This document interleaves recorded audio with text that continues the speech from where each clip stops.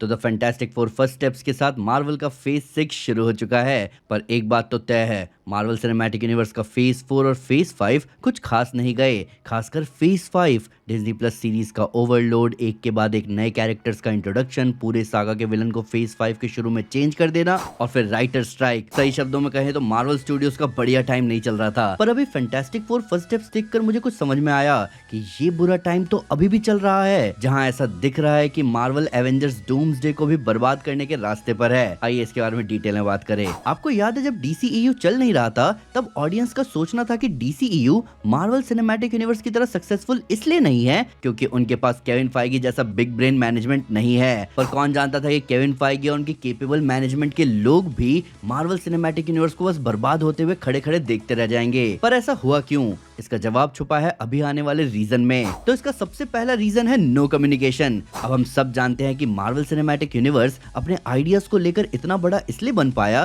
क्योंकि फेज 3 को हम सबसे गोल्डन पीरियड मान सकते हैं, जहां इतने बड़े लेवल पर राइटर्स और डायरेक्टर्स साथ आकर काम कर रहे थे। अगर आप सबको वो वीडियो याद हो जो इन्फिनिटी वॉर से पहले मार्वल हम सबके सामने लेकर आया था, जहां पर केविन फाइगी, रूसो ब्रदर्स और बाकी राइटर्स आकर एक्सप्लेन कर रहे थे कि किस तरह उन सभी ने मिलकर इन्फिनिटी वॉर को पॉसिबल बनाया।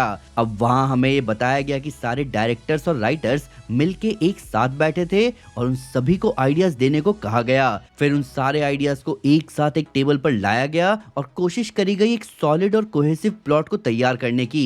फिर स्टोरी के मल्टीपल ड्राफ्ट्स बनाए गए और हर एक क्रिएटिव ऑफिशियल्स के थ्रू वो फिल्टर किया गया और फिर जाके एक कलेक्टिव कंट्रीब्यूशन की वजह से इन्फिनिटी वॉर जैसी मूवी बनाई गई। पर ये सब मल्टीवर्स सागा में गायब है। और अभी रुको, MCU का माहौल अभी कुछ ऐसा है जहां थंडरबोल्ट्स के डायरेक्टर जेक श्रायर का ये कहना था कि थंडरबोल्ट्स की पोस्ट क्रेडिट सीन को उन्होंने नहीं, रूसो ब्रदर्स ने आके बनाया था। और फैंटास्टिक फोर फर्स्ट स्टेप्स का भी मिड क्रेडिट सीन थंडरबोल्ट्स से मैच नहीं हुआ। तो इसमें फैंटास्टिक फोर फर्स्ट स्टेप्स के डायरेक्टर मैट शैकमैन ने बताया कि इस मूवी का मिड क्रेडिट सीन भी रूसो ब्रदर्स ने ही शूट किया था। और जब मैट शैकमैन से पूछा गया कि ये मिड क्रेडिट सीन थंडरबोल्ट्स के पोस्ट क्रेडिट सीन से मैच क्यों नहीं कर रहा, तो उन्होंने कहा कि उन्हें कुछ पता ही नहीं था। जिस वक्त वो स्क्रिप्ट लिख रहे थे उस वक्त थंडरबोल्ट्स की पोस्ट क्रेडिट सीन बनी ही नहीं थी, इसीलिए उन्होंने अपनी स्क्रिप्ट में उस इवेंट को एड्रेस ही नहीं किया। आप देख सकते हो कि ये कितनी बेसिक मिस्टेक है। दो मूवी और दोनों के एंड क्रेडिट सीन्स को कोई और डायरेक्टर डायरेक्ट करके चला गया और फैंटास्टिक फोर जिसे थंडरबोल्ट्स के पोस्ट क्रेडिट सीन से कनेक्ट होना चाहिए था, उसके लिए कहा गया कि उसके डायरेक्टर को आइडिया ही नहीं था कि ऐसा कुछ होने वाला है। इन सब के ऊपर मैं ज्यादा हैरान तब हुआ जब डायरेक्टर मैट शैकमैन ने फैंटास्टिक फोर की रिलीज से पहले बताया कि उन्होंने फैंटास्टिक फोर को अलग यूनिवर्स में सिर्फ इसलिए दिखाया ताकि उन्हें एक्सप्लेन ना करना पड़े कि फैंटास्टिक फोर थैनोस के अटैक के टाइम कहां थे। मुझे पहले लगा कि मैट शैकमैन शायद मजाक कर रहे हैं। इतनी बड़ी फिल्म का डायरेक्टर सिर्फ इस छोटे से रीजन की वजह से थोड़ी मूवी के इवेंट्स दूसरे यूनिवर्स में दिखाएगा। यहाँ मल्टीवर्स पर खतरा, इनकर्जन या थंडरबोल्ट्स की स्पेस क्राइसिस वाला रीजन होना चाहिए था, पर मूवी लिटरली मैट शैकमैन के सस्ते रीजन पर निकली। ये मेरे लिए बहुत शॉकिंग था। पर अगर आपको ये चिंता की बात लग रही है तो मार्वल ने इससे भी ज्यादा बेसिक लेवल पर गड़बड़ियां करी है। अगला रीजन है कि कोई भी स्क्रिप्ट कंप्लीट नहीं होती। अब मार्वल की ये बहुत पुरानी आदत रही है और वो है पहले प्रोजेक्ट अनाउंस कर देना और उसकी स्क्रिप्टिंग बहुत बाद में शुरू करवाना। अब ये बात शुरुआत के 3 फेजेस में भी थी, पर उस वक्त चीजें बहुत लीनियर थी। MCU का रोस्टर छोटा हुआ करता था, इसलिए प्रोजेक्ट्स इजीली मैनेज हो जाते थे। पर जैसे ही मार्वल सिनेमैटिक यूनिवर्स ने इन्फिनिटी सागा को क्रॉस किया तब शुरू हुई उनकी मुश्किलें। MCU का रोस्टर एक्सपैंड हो गया, लिमिट्स को पुश करने के एक्सपेक्टेशंस बढ़ गए, इसलिए मार्वल ने बैक टू बैक बहुत बड़े बड़े नाम वाले प्रोजेक्ट्स अनाउंस कर दिए। नतीजा ये रहा कि उन प्रोजेक्ट्स के लिए राइटर्स ढूंढने में बहुत दिक्कत आई और बहुत लंबे समय तक लटके रहने के बाद कईयों को स्क्रैप कर दिया गया और जो स्क्रैप नहीं हुए उनकी स्क्रिप्टिंग इतनी बुरी थी कि मल्टीपल ड्राफ्ट्स के बाद भी उन प्रोजेक्ट्स को होल्ड पर डालना पड़ गया।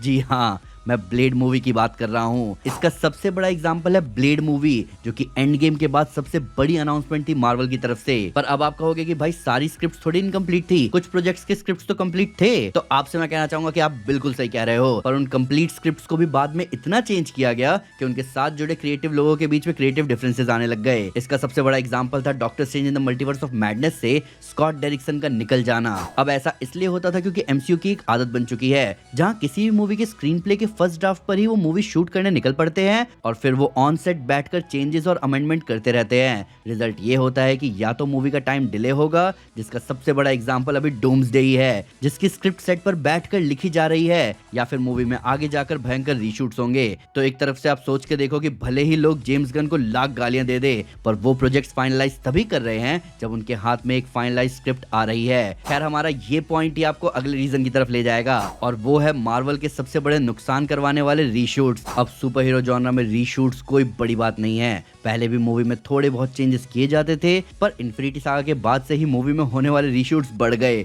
इतने बढ़ गए कि जो फाइनल प्रोडक्ट निकल कर आ रहा है वो उस मूवी के ओरिजिनल आइडिया और प्लॉट से बिल्कुल ही अलग होता था। और ये रीशूट्स का सबसे बुरा असर हमने फेज 5 में ही देखा, जहां एमसीयू ने आज तक का सबसे कमर्शियली फ्लॉप फेज बनाया।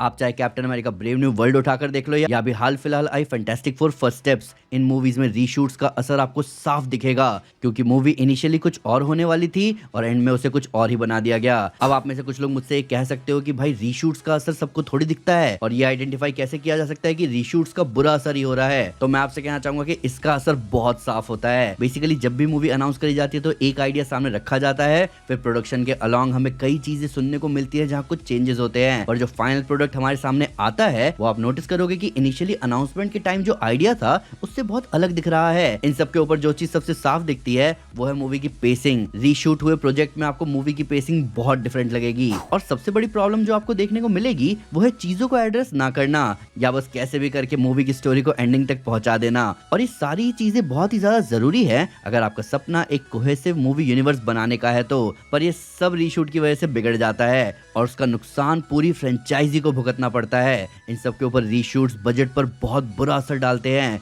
Doctor strange in the multiverse of madness इसका सबसे बड़ा एग्जांपल है, जिसका फाइनल बजट था $414 मिलियन।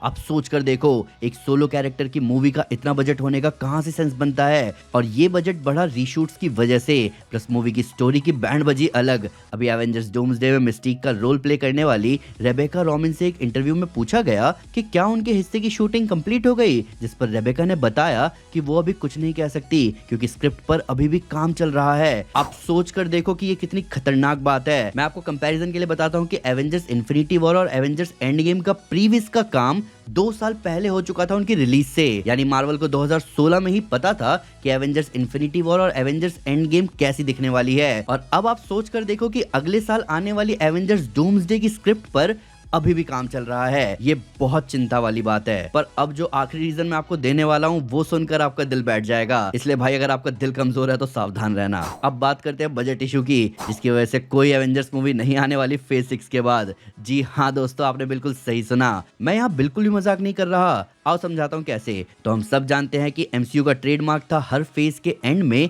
एक एवेंजर्स मूवी बनाने का, पर वो ट्रेडमार्क एंड गेम के बाद फॉलो नहीं हुआ। ऐसा क्यों? क्या ये स्टोरी की डिमांड थी? बिल्कुल भी नहीं, रीजन है बजट इशू। देखो दोस्तों, इन्फिनिटी सागा के दौर में पूरे फेज में जितने भी कैरेक्टर्स होते थे वो सब एवेंजर्स मूवी में दिखे, पर मल्टीवर्स सागा में एमसीयू का रोस्टर इतना बड़ा हो चुका है कि उतने सारे स्टार्स को एक ही मूवी में डालना बजट को ऑफ द चार्ट पुश करने जैसा हो जाएगा, और कोई भी स्टूडियो सिर्फ एक मूवी के लिए इतना रिस्क कभी नहीं लेगा। और ऊपर से आजकल तो मार्वल का टाइम भी अच्छा नहीं चल रहा है, इसीलिए डिसीजन लिया गया कि उनकी सीरीज में मूवीज वाले कैरेक्टर्स नहीं दिखाए जाएंगे, क्योंकि अब वो बजट को पुश करना अफोर्ड नहीं कर सकते। हाल फिलहाल मार्वल वाले द क्रिएटर की वीएफएक्स टीम से मिलने गए ताकि उनसे समझ सके कि वीएफएक्स बजट लो कैसे रखा जाए। ये साइन है कि मार्वल, जिसे पहले अपने बजट की बिल्कुल भी नहीं पड़ी थी, उससे अब बजट की चिंता होने लगी है। तो फिर इसका मतलब कहीं ये तो नहीं कि हमें फ्यूचर में एवेंजर्स मूवी मिलेगी ही नहीं। तो दोस्तों, अगर आप ऐसा सोच रहे हो तो ये कोई गलत डिडक्शन नहीं है, क्योंकि एवेंजर्स डूम्सडे और एवेंजर्स सीक्रेट वॉर्स के कंप्लीट कास्ट को ही अगर आप देखोगे